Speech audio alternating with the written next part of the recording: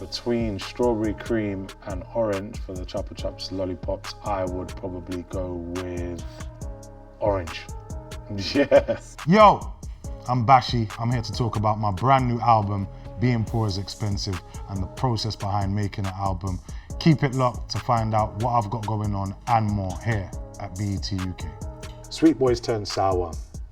I think the title says everything. It is about me growing up in the comfort of my home with my mum and dad around and the love that I experienced in the household.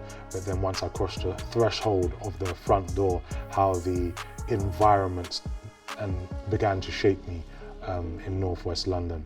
My mum was around, my dad was around, they raised me well. As soon as I come out the house, wow, the zones gets me with the influence. So I think what this song represents is a lot of young people like me back when I was growing up, but also today, who are sort of on the cusp and have very good intentions, and how the ends, how the zones can slowly influence people, and that we're all sort of like the same, one choice away from either success or a decision that can affect you for the rest of your life. After spending a 10-year break from music, I was focused on acting, and what made me decide to record again and consider making music was I felt like I had something to say. I wanted to represent myself, tell my story, which is about the normal guy from northwest London, West London, who has extraordinary ambition and an extraordinary imagination in a creative space.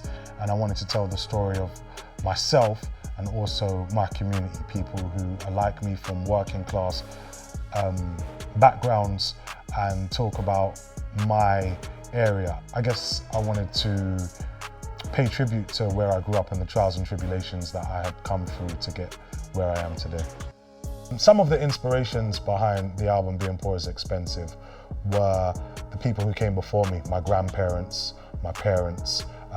My grandparents came to the UK as part of the Windrush generation, and it was about honouring their story and the opportunity that they have afforded me and my siblings and my friends and peers, to make sure that the Windrush generation isn't forgotten. I also wanted to pay tribute to the people who had contributed to the culture before me and make sure that I'm including that essence in the DNA of my album, inspired by US hip hop in terms of my favorite artists sampling the records they would listen to growing up in their household. I wanted to utilize that inspiration and stand in my own truth with it and include the music that I listened to growing up, which was lovers rock, rhythm and blues, dancehall music, garage music, and then later on grime and hip hop, and fuse those together in a cohesive way that would sound both nostalgic but also contemporary, because it hasn't been done before in a way like that. It's Bashy. Ooh.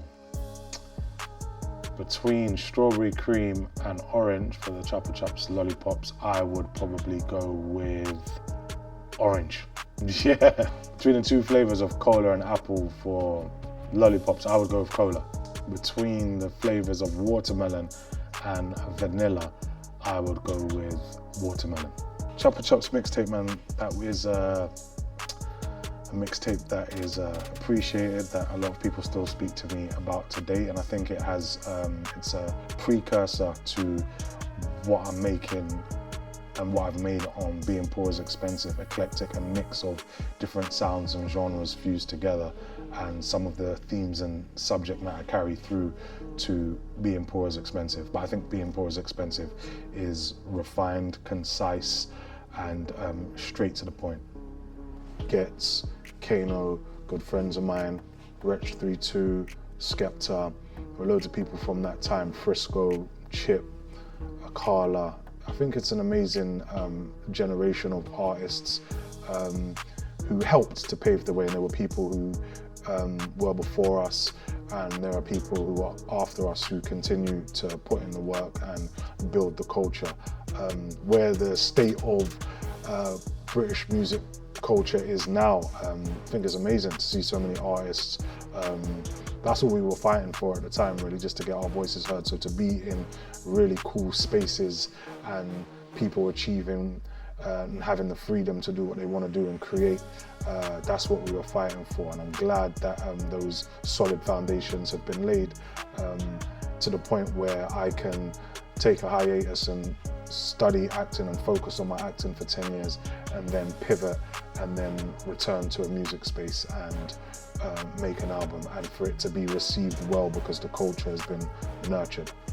What I'd like to be remembered for is someone who contributed to the culture in a positive way, and right now I think it's about cultural impact and legacy and using your voice for meaningful impact and change, and hopefully people view me in that way.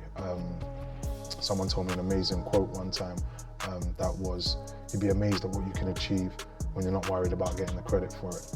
So I don't want the credit for anything, I don't need it, just that it stands the test of time and that the people in the community felt it and felt represented. That's it. Yo, it's Bashy. Listen, you could have been watching anything else in the world right now, but you watched this. I appreciate it. Thank you.